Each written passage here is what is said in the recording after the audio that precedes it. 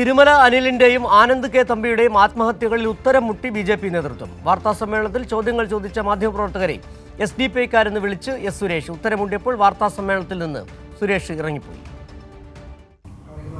എന്ത് ആത്മഹത്യ, എന്തിനെ കുറിച്ചാണ് താങ്കൾ പറയുക? ബി.ജെ.പി. നിങ്ങൾ അനാവശ്യമായിട്ട് നിങ്ങൾക്ക് എന്താ വേണ്ടേ? ബി.ജെ.പി.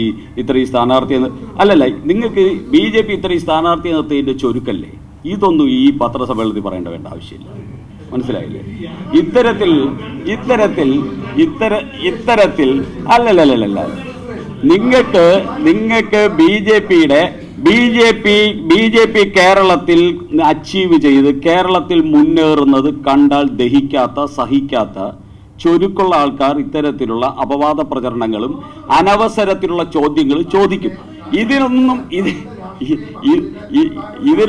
ഉത്തരം പറയാൻ വേണ്ടിയല്ല ബി.ജെ.പി. പത്രസമ്മേളനം വിളിച്ചിരിക്കുന്നത്. നിങ്ങൾ ഒരുമാതിരി മൂന്നാംകിട മാർക്സിസ്റ്റുകാരനെ പോലെ ചോദ്യം ചോദിക്കുന്നതിനാ, എസ്.ഡി.പി.ക്കാരനെ പോലെ ചോദ്യം ചോദിക്കുന്നതിനാ.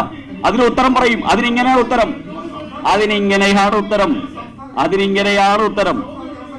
മനസ്സിലായില്ലേ? അതിനിങ്ങനെയാണ് ഉത്തരം. അത്രേ ഉള്ളൂ. യെസ്, നമസ്കാരം. ഓക്കെ.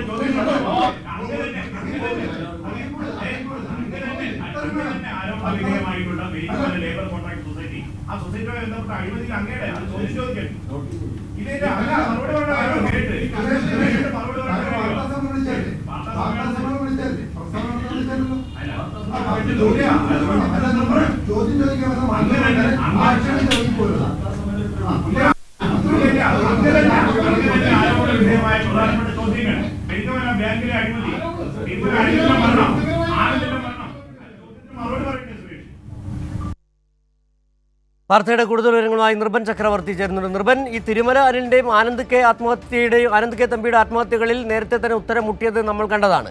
ഇന്നൊരു പക്ഷേ ഈ പെരിങ്ങമല ബാങ്ക് അഴിമതി 40 ലക്ഷം രൂപ തട്ടിയെടുത്ത സുരേഷാണ് അവിടെ വാർത്താ സമ്മേളനം നടത്തിയത്. ചോദ്യങ്ങൾക്ക് ഉത്തരമില്ലാതെ മാധ്യമപ്രവർത്തകരെ അധിക്ഷേപിക്കുന്ന നിലപാടാണ് ബി.ജെ.പി. സംസ്ഥാന നേതാവ് എടുക്കുകയും ചെയ്തത്. എന്തായിരുന്നു ചോദ്യങ്ങൾ, മറുപടി? തീർച്ചയായും അദ്ദേഹം വളരെ ഈ ചോദ്യങ്ങൾക്ക് മുന്നിൽ ക്ഷുഭിതനായി ഇറങ്ങിപ്പോകുന്ന ബി.ജെ.പിയുടെ സംസ്ഥാന ജനറൽ സെക്രട്ടറി ആയിട്ടുള്ള എസ്. സുരേഷിനെയാണ് ഇന്നത്തെ വാർത്താ സമ്മേളനത്തിൽ കണ്ടത്. മാധ്യമപ്രവർത്തകർ നിരവധി ചോദ്യങ്ങൾ ചോദിച്ചു. ഒന്ന്, തിരുമല അനിലിൻ്റെ ആത്മഹത്യ, ഒപ്പം തന്നെ ആനന്ദിൻ്റെ ആത്മഹത്യ, തുടരെയുള്ള ആത്മഹത്യകൾ ബി.ജെ.പിയെ സംബന്ധിച്ചിടത്തോളം തിരിച്ചടിയല്ലേ എന്ന ചോദ്യത്തിനാണ് മാധ്യമപ്രവർത്തകർക്ക് നേരെ അദ്ദേഹം കുതിര കയറിയത്. അത് എസ്.ഡി.പി.ക്കാരുടെ ചോദ്യത്തിന് മുന്നിൽ ചോദ്യങ്ങൾക്ക് മറുപടി പറയാനില്ല എന്ന് അദ്ദേഹം പറഞ്ഞു. അപ്പോൾ മാധ്യമങ്ങൾ ഇത് എങ്ങനെയാണ് ചോദ്യങ്ങൾ ചോദിക്കുന്നവരെ ഈ തരത്തിൽ ആക്ഷേപിക്കുന്നത് എന്ന മറുചോദ്യം ചോദിച്ചു. അപ്പോഴേക്കും ക്ഷുഭിതനായി അദ്ദേഹം വാർത്താ സമ്മേളനം അവസാനിപ്പിക്കാൻ ഒരുങ്ങി. അപ്പോൾ അദ്ദേഹം എണീക്കുമ്പോഴാണ് നമ്മൾ വീണ്ടും നിരവധി ചോദ്യങ്ങൾ അദ്ദേഹത്തെ സംബന്ധിച്ച് ചോദിക്കാനുണ്ട്. ബി.ജെ.പിയുടെ റിബൽ സ്ഥാനാർത്ഥി മത്സരിക്കുന്നു, ഒപ്പം തന്നെ ആനന്ദിൻ്റെ മരണവുമായി ബന്ധപ്പെട്ട് ബി.ജെ.പി. പ്രാദേശികമായുള്ള പ്രവർത്തകർ, ബി.ജെ.പി. പ്രവർത്തകനല്ല, ബി.ജെ.പിയുടെ നേതാവല്ല എന്നതാണ് എസ്. സുരേഷ് പറഞ്ഞത്. പക്ഷേ കഴിഞ്ഞ ദിവസം പോലീസിന് നൽകിയ മൊഴിയിൽ അവിടുത്തെ ബി.ജെ.പി. പ്രവർത്തകർ ഈ സ്ഥാനാർത്ഥിയെ നിർണ്ണയിക്കുന്ന വാർഡ് കമ്മിറ്റിയിലടക്കം ആനന്ദ് ഉണ്ടായിരുന്നു എന്ന കാര്യം വെളിപ്പെടുത്തിയിട്ടുണ്ട്. ഇത്തരം കാര്യങ്ങളെ ചോദിക്കാൻ മുതിരുമ്പോഴേക്കും വാർത്താ സമ്മേളനം അവസാനിപ്പിച്ച് പെട്ടെന്ന് സുരേഷ് എണീക്കുകയായിരുന്നു. അപ്പോഴാണ് നമ്മൾ ആവർത്തിച്ച് അദ്ദേഹം തന്നെ ആരോപണ വിധേയനായിട്ടുള്ള പെരിങ്ങമല ലേബർ കോൺട്രാക്ട് സൊസൈറ്റിയുമായി ബന്ധപ്പെട്ട 43 ലക്ഷം രൂപ അദ്ദേഹം തിരിച്ചടയ്ക്കാനുണ്ട്, ഓഡിറ്റ് റിപ്പോർട്ടുണ്ട്, അദ്ദേഹം കോടതിയിൽ നിന്ന് സ്റ്റേ വാങ്ങിയിട്ടുണ്ട് എന്നൊരു കാര്യം അദ്ദേഹം ഫേസ്ബുക്ക് കുറിപ്പിലാണ് എഴുതിയത്. അതിനുശേഷം ഇതുവരെ എസ്. സുരേഷ് മാധ്യമങ്ങളെ കണ്ടിട്ടില്ല. ഇന്ന് അതിനുള്ള അവസരം കിട്ടിയപ്പോൾ സ്വാഭാവികമായി മാധ്യമപ്രവർത്തകർ സുരേഷ് തന്നെ ആരോപണ വിധേയനായ ഒരു കേസിൽ അദ്ദേഹവുമായി ബന്ധപ്പെട്ട് തന്നെ ചോദ്യം ചോദിക്കാൻ മുതിർന്നു. അപ്പോഴാണ് അദ്ദേഹം വാർത്താ സമ്മേളനം അവസാനിപ്പിച്ച് എണീറ്റ് പോകുന്നത്. ആ ദൃശ്യങ്ങൾ നമ്മുടെ ബിഗ് ബ്രേക്കിംഗ് സ്ക്രീൻ ആയതുകൊണ്ട് അങ്ങനെ അദ്ദേഹം എണീറ്റ് പോകുന്ന ദൃശ്യങ്ങൾ പ്രേക്ഷകർ പൂർണ്ണമായി കണ്ടു കാണില്ല. തുടർന്നുള്ള ബുള്ളറ്റിനിൽ അദ്ദേഹം എണീറ്റ് പോകുന്ന വിഷ്വൽ കൂടി നമുക്ക് കാണിക്കാൻ കഴിയും. നമ്മുടെ PCR-ന് അതുകൂടി ശ്രദ്ധിക്കാൻ കഴിയുമെന്ന് പ്രതീക്ഷിക്കുന്നു. അദ്ദേഹം ഇപ്പോൾ സ്ക്രീനിൽ കാണാം. അദ്ദേഹം നമ്മൾ മാധ്യമപ്രവർത്തകർ ഈ സമയത്ത് ചോദ്യങ്ങൾ ചോദിക്കുകയാണ്. അദ്ദേഹവുമായി ബന്ധപ്പെട്ട ആരോപണങ്ങളിലാണ് ചോദ്യം. ആ ചോദ്യം വളരെ വ്യക്തമാണ്.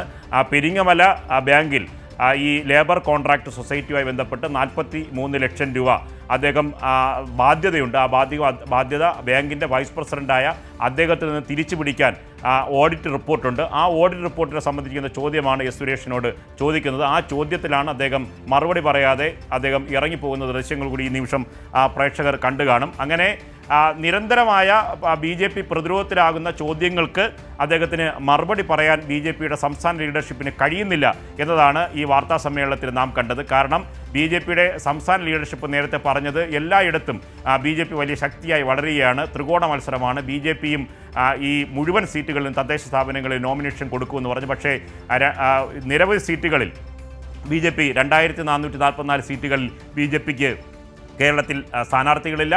തിരുവനന്തപുരത്ത് നെടുവങ്ങാട് മുനിസിപ്പാലിറ്റിയിലടക്കം BJPക്ക് റിബലുണ്ട്. പലയിടത്തും റിബൽ സ്ഥാനാർത്ഥികൾ മത്സരിപ്പിക്കുന്നു. നിർണായകമായ മുനിസിപ്പാലിറ്റി കോർപ്പറേഷനിൽ പോലും BJPക്ക് സ്ഥാനാർത്ഥിയില്ലാത്ത മണ്ഡലങ്ങളുണ്ട്.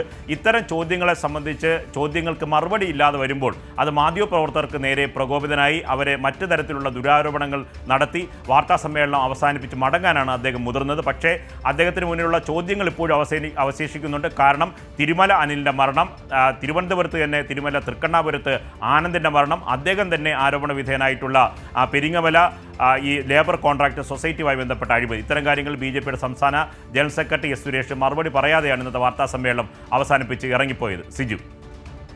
ശരി, നൃപൻ ചക്രവർത്തിയാണ് S സുരേഷിൻ്റെ വാർത്താ സമ്മേളനവുമായി ബന്ധപ്പെട്ട വിവരങ്ങൾ പങ്കുവച്ചത്.